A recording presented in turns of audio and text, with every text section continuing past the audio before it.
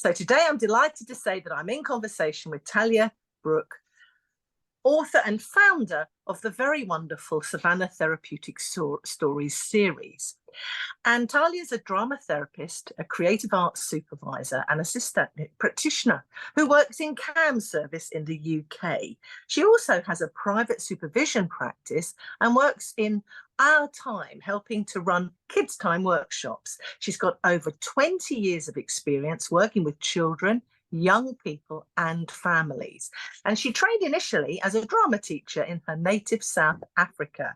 And she's the founder of Savanna Therapeutic Stories, whose aim is to help open up conversations that can be tricky through the aid of stories for primary age children.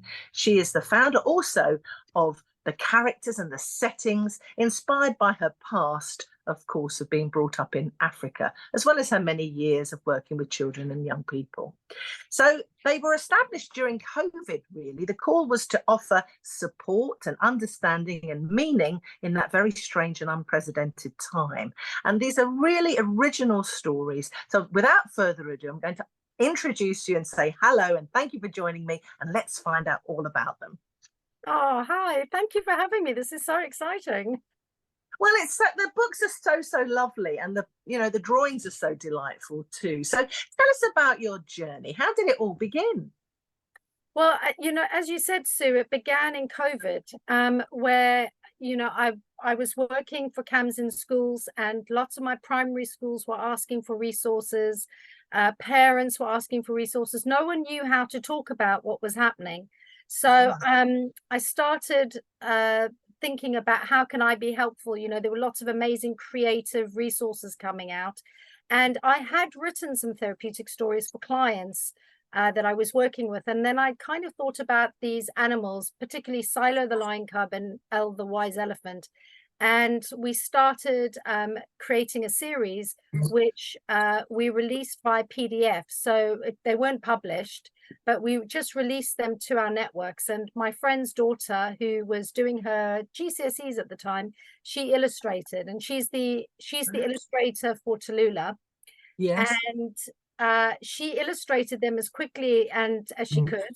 And they were just really short stories that went talking about the pandemic and how it was progressing, and how you could talk to children about it. And then another drama therapist in the second lockdown reached out and said that her CAMs that she was working in, wanted to kind of redo them a little bit because things had changed. Yeah. And so we then reset, changing all 3 stories. And her name is Patricia Hodman. And then we ended up writing Tiana's Tale together. Because we had lots of conversations. We'd never actually met. Everything was done via Zoom. Amazing for Zoom. I know. What would we have done without it? So many people became creative in that very strange time as well. So why did you think it was important? Because the topics are amazing, and you should tell us about some of the topics that you cover. But why was it important to write a series of books really around these very important topics? I think none of the topics in the Savanna series are unusual or topics that we don't know. They are very, they're everyday things that we talk about, that we hear about. But they can be really hard to talk about because we don't know what language to use. We don't know if we're saying too much or too little. We don't want to upset people. So I think it is just about giving parents, educators, even therapists, the confidence to be able to have these conversations, because kids are curious. Kids want to know, otherwise they make up their own fantasies about things. So if we can give information in a playful way, yes, then it becomes more palatable and easier. And also it opens up. It doesn't stop with that one conversation or just once reading the book. You can get back to it. Yeah. So tell us some of the topics that you cover. So, well, I don't know if I can show them. So that's Talulah's Rule. So that's the one we're really lucky to have in your book club. And this was illustrated by Erin, who did all the original stories. And they're all housed. If people wanted to look, they could go onto the website and look at the original PDFs. And then we've got, so Talulah's Rules is about autism. I don't know if you can Yes, see that. that's why it's such a good book. Yeah. And Yeah, so that one's probably our bestseller. yeah. And then we've got Is It Me, which is Yeah. about parental mental illness. I And know. I mean, such an important topic, and yet so accessible, because through a book you can sort of look at and explore these conversations, can't you? yeah, and this one was really important. So this was written for as you mentioned earlier on, I work for Our Time, which runs kids time workshops around the country, and not just actually in the UK. And they work with families where a parent has a diagnosed mental health difficulty and the children. And the whole idea is about destigmatizing mental health and opening up conversations in the family, because Yeah. the kids often feel, have I done something? Hence the Yeah. title, Is It Me? Uh, Yes. will I catch my parents' mental health Yes. difficulties? So Yes. these are all things that are addressed in the book. Yeah. And all the books have questions behind, to open up the conversations as conversation starters. And also, just to say about Talulah, this was co-written with two colleagues from CAMS. Is Yeah. It Me? I did by myself. And then there is the beautiful Yeah. Hugo Tops, which Yeah. is physical disability. Yes. And this was co-authored with Jessie Eleanor, who's another drama therapist, and illustrated by Paul Banks. And we're really lucky because Paul's just done second illustrations for us, and I'll come to that one because that's amazing. Yeah.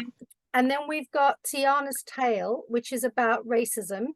And this was co-authored with Patricia Arjahanman, because obviously being a white woman, I haven't experienced racism in that way. Um, but the conversations Patricia and I had were incredible around racism, and kind of just really understanding. I think you mentioned I'm from Africa, from South Africa, being brought up during apartheid. It's a very emotive kind of topic for me, and something that I've done a lot of work on, exploring my own biases. And so having this with Patricia was a massive gift, personal development wise, not just for other people. Yeah. And Silo Sadness, I wrote, a colleague asked me, as we were kind of coming out of the second wave, we need something on loss now. We don't have any books on loss. And Yes. so Silo Sadness was written, and also almost as a bit of a test into, can I actually get something published? And so that was our first. And then there is Silo's Raw, which is actually the therapeutic story I'd written for a client a few years ago. So I kind of just added to it and adapted and changed a bit to make it fit. But yeah, so this was written specifically for someone who was incredibly brave, and was a real honor to work with. And then this is the new one. This is literally come out this week. Here we go again, a story about bullying. We've got an official launch on the 13th of November in London. If people want to join, they can, message me and get the link. But it's a free event, and this was co-written with a colleague, Dr. Gail Sinitsky, about the effects of bullying and what happens to Peter the Panther. And again, guest illustrated by Paul Banks, whose illustrations are just, gorgeous. I mean, we're very lucky. We've got lots of talented people who have done our illustrations. And we've had 2 sixth formers. Well, actually 3, because Erin was in sixth form when she started Talulah. So we're incredibly lucky to have, all of this collaboration. And who are the books aimed at? What sort of age range would you say they are for?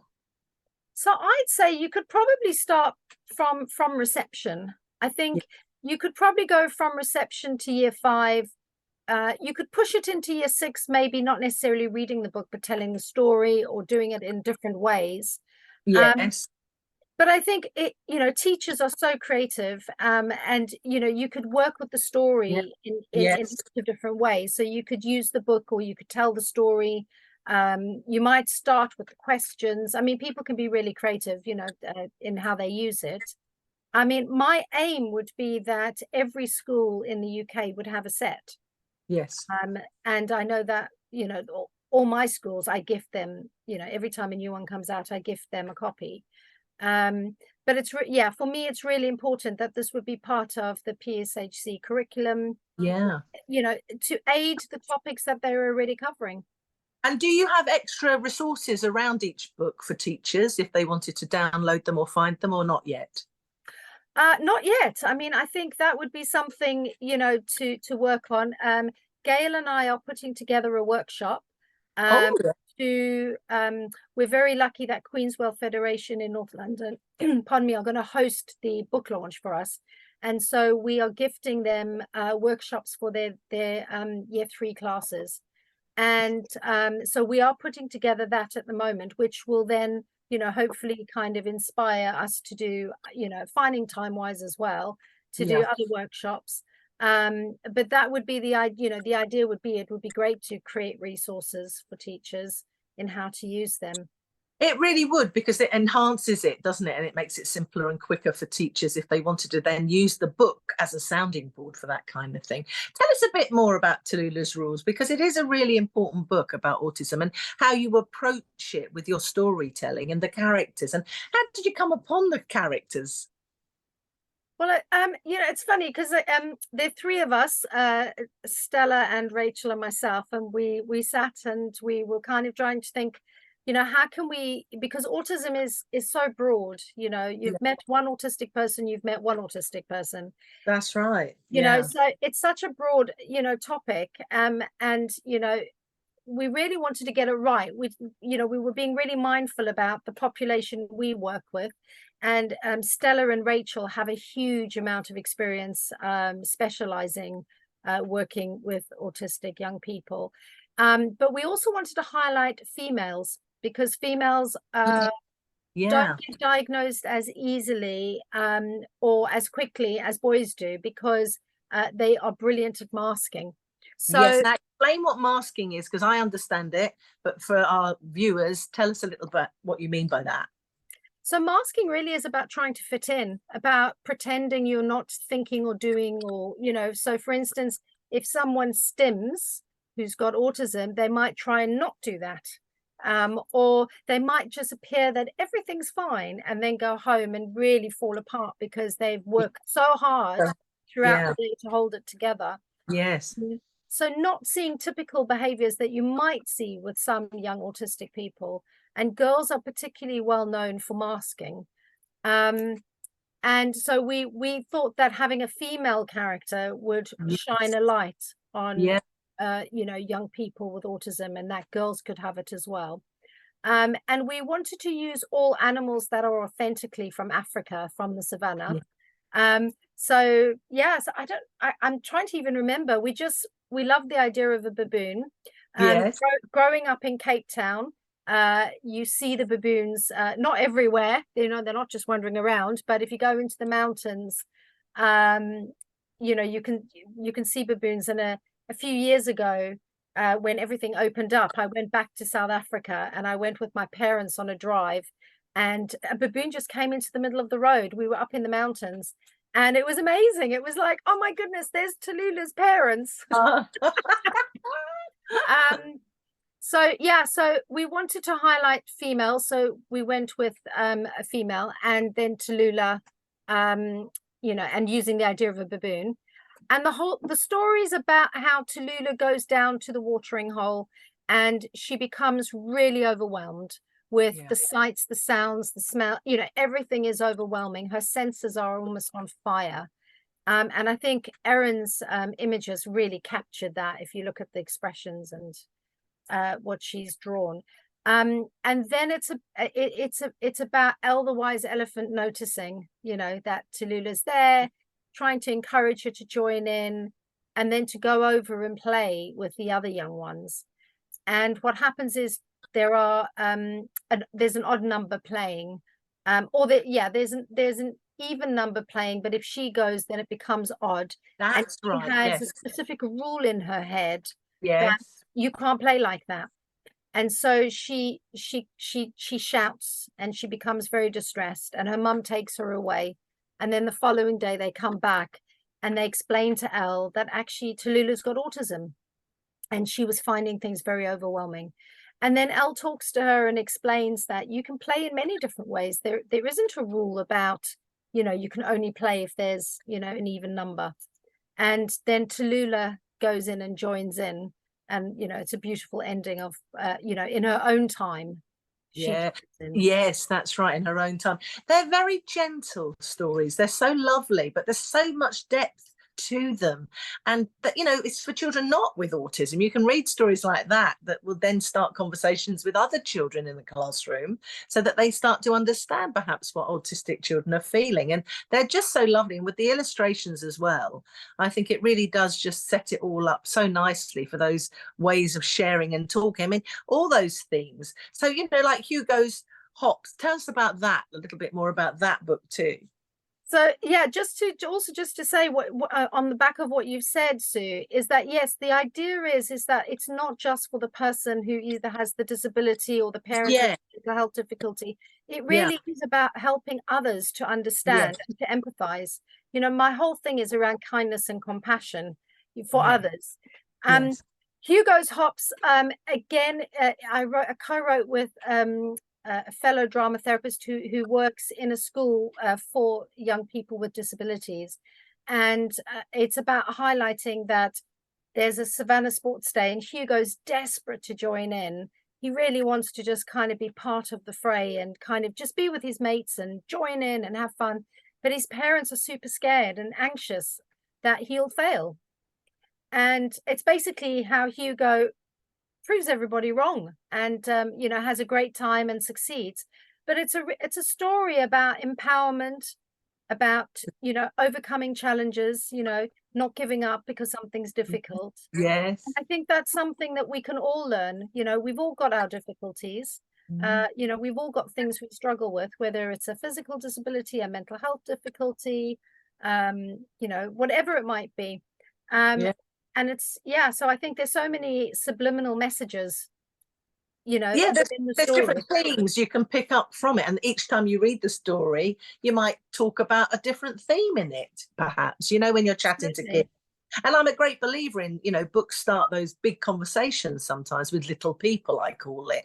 And when I say little people, it can be any age really, but it's you know, it's a stepping stone to start those conversations, to ask some questions, to get kids thinking as well. And then you sort of formulating your views, and parents and grandparents and carers are then passing on perhaps their values to the kids through the stories. And that's why, you know, you don't shy away from the difficult ones, do you? You know, which is your favorite? Have you got one?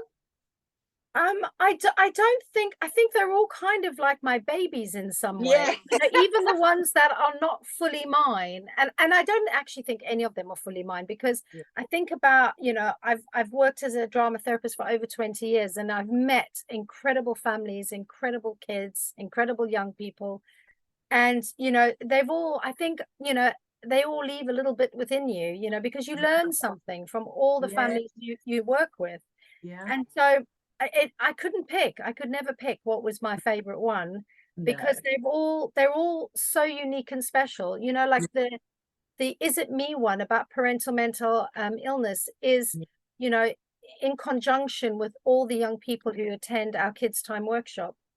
And there are such inspiring families, because they really have it hard. You know, they really struggle, some of these families. And you know, being able to, you know, I shared the story with them before it was published. You know, I then took it in when it was published, and we did like a whole puppet show, which was really amazing. You know, it's special. So they're all just, yeah, special. They are. They are really special books, and I'm delighted to be able to talk about them here with you and share it. Where can people buy them? So they are all on Amazon, because, you know, to get a traditional publisher, you either have, you know, like you say, we can't all be J.K. Rowling. To get publishing deals is really difficult. And for me and my co-authors and the illustrators, it's never been about making money. It's all been about getting messages out there and providing resources that can really help open conversations that, you know, as we say, can be tricky. So the easiest way was to do it Amazon. Yeah, So great. So literally, that's easy, and they get to do it from there. Have you got a website that you want people to find out more about the work that you do as well? Yes, so everything is on the website, which is I don't know if I just say it, Sue. Yeah, do. So it's www.savanna with no H, so SAVANNA, and then it's hyphen therapeutic.org.uk. Well, we'll put this into the show notes as well. Lovely, but thank it's you. nice for people to find that and find out about the work that you do with young people, with families, with the complement of the books, which is fantastic. So I suppose the question I was going to say is what next for you, but actually it's the bullying book, isn't it, to get that out to people and let people know about it. Yes, so as I mentioned earlier on, we've got the big launch on the 13th of November, which UK Therapy Rooms has very kindly sponsored. So we're really honoured. Queenswell Federation is hosting us, and all the money raised on the night is going to Our Time, to the charity that does the work with families with parental mental illness. And we're really lucky that the CEO, Dimpner, will come and say a few words. And so so it's getting that book out, trying to get raise awareness. We're launching it during anti-bullying week. It is out now to buy on Amazon, so if you wanted to get in early or you couldn't come to the launch, you can get your own copy. And then there is another book which is the illustrations have just been completed. So wow. Yes, so that is imminent. Yes. But are you going to tell us? Sorry? Are you going to tell us what it's about? It's on same-sex parenting. Wow, excellent. I love the whole of your themes are really current, really important. So when's that one due out then? We don't have a date yet. Part of it's my fault because the illustrator's done her bit. And it's me now. It's my bit to put together. But also what we want to be really mindful of is getting that story right, because I'm not in a same-sex marriage. And so I'm two very dear friends, and I've also got family members who have been collaborating and helping us.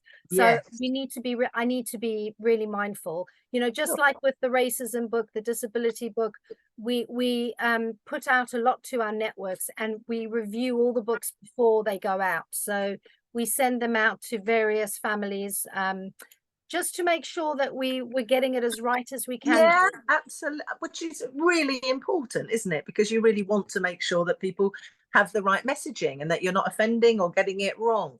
And I think that's really, really important. So when people are going to follow you on Twitter, for example, or tell us your social media so they can keep up to date with when that book comes out and when your other books come out. Oh my goodness. So I think on some of them, I think on TikTok, I can't even remember, Sue. You're going to have to. Well, your Savanna stories, aren't you, on Twitter? I still call it Twitter instead of X. We can share it around. If people follow me, they go to my book club. All of it's on there anyway. Yeah, so, and you can put your can't name even remember. If they just put your name in, or they put Savanna Therapeutic Stories, up it comes in Google. So they'll be very easy to find. But, don't worry, put you on the spot. But it's nice for people to come and follow you, or to look at, the journey, and to see when you're writing new ones, and to explore some of the old ones. So thank you so much for joining me today. It's been really a pleasure to talk with you and to find out a bit more about you and your books and the stories behind the stories, because they are really beautiful books, and I'm delighted they're in the Sue Atkins Book Club. So thank you very much for joining me. Thank you so much, Sue. And we're always happy for people to help us, so if anyone wants to or has an idea about a book that we should be writing next, we've got a few ideas in the pipeline. But please feel free to get in touch. And thank you very much. We're delighted to be with you. Lovely. Thanks for joining me. See you soon. Take care. Thank you. Bye.